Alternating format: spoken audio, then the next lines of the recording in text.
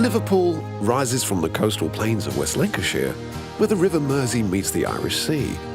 Whether it be the winds of trade, war or travel, the city's fortunes have been tied to the ocean for over 800 years.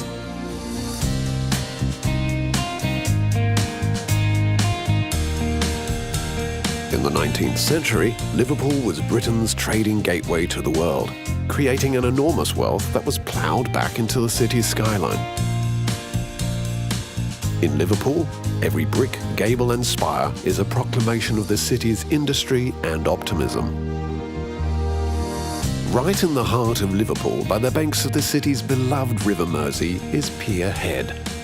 Wander across this floating pier, where the excitement and teary farewells of transatlantic steamship passengers once filled the air. Just behind Pier Head rises the city's crown, the Three Graces. Named after the Greek goddesses of charm, beauty and creativity, these three buildings stand as a testament to both Liverpool's former trading might and the city's eternal love of beauty. One of the best views of the Three Graces is from the Museum of Liverpool, which traces the ways that maritime trade, music and sport has shaped the city. From Pier Head, a great way to explore Liverpool's waterfront is aboard an iconic Mersey ferry, the riverboats which inspired the famous song. Take a River Explorer cruise and hop off at various attractions along the way, such as the U-boat story.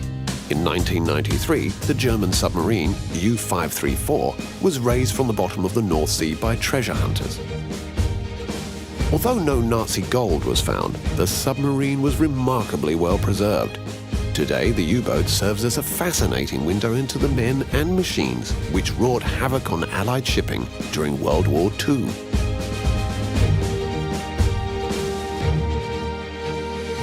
Just upriver from Pier Head is the city's former engine room, the Albert Docks. Once packed with goods such as ivory, tea and tobacco, today the docks are the storehouses of many of the city's historic and cultural treasures. At the Merseyside Maritime Museum, explore Liverpool's ocean-going past, from the ages of sail to titanic stories of loss and sacrifice.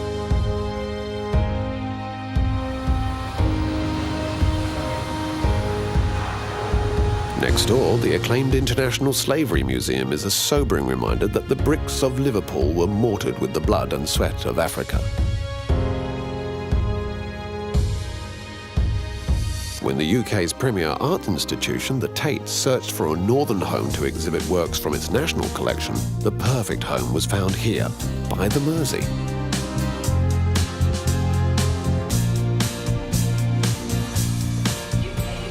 Just across the dock, climb aboard another submarine and immerse yourself in the sights and sounds of the Fab Four at the Beatles story. More than just the city's finest cultural export, the Beatles were Liverpool's gift to the world. Admire memorabilia that has acquired an almost sacred status, such as John Lennon's spectacles and George Harrison's first guitar.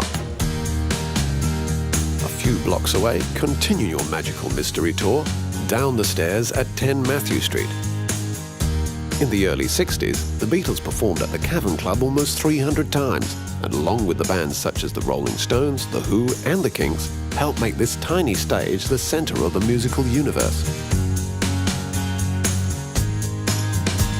But to discover the true place of the Beatles, take a trip to the leafy Liverpool suburbs. Set in the basement of a quiet suburban house, the Casbah Coffee Club ran for just 3 short years before being locked up for decades. Today you can tour this incredible time capsule to see murals painted by the band and hear from those who were there to witness the explosion of Beatlemania. And that scene was painted by Paul. Step even further back into Beatles history at St. Peter's, the church where John Lennon and Paul McCartney first met. In the graveyard, where the two sunbathed as teenagers, lays the gravestone of Eleanor Rigby, the subject of one of the Beatles' most famous and haunting songs.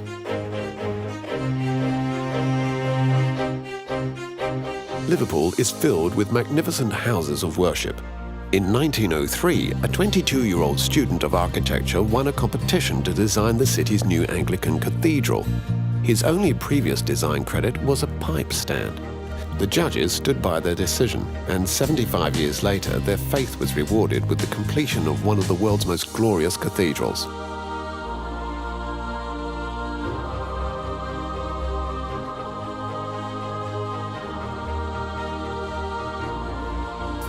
Not to be outdone, the city's Catholic community unveiled their own, rather controversial cathedral in the mid-1960s. Today, the Liverpool Metropolitan Cathedral, sometimes referred to as Paddy's Wigwam, stands as a testament to the daring spirit of the 60s.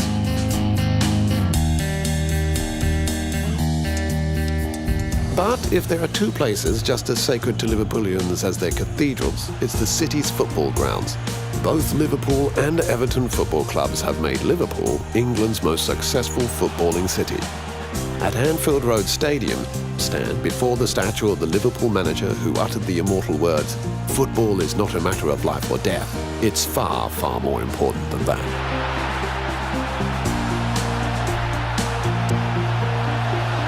Liverpool is a city where elegance awaits every turn. Visit the gardens of national importance, like Sefton Park, and stop by the bandstand that inspired the Beatles' Sgt. Pepper's album.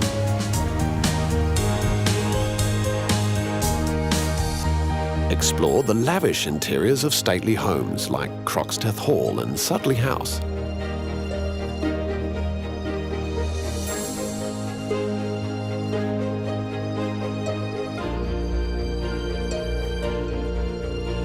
At the Walker Art Gallery, stand before artistic treasures that span the great ages of humankind.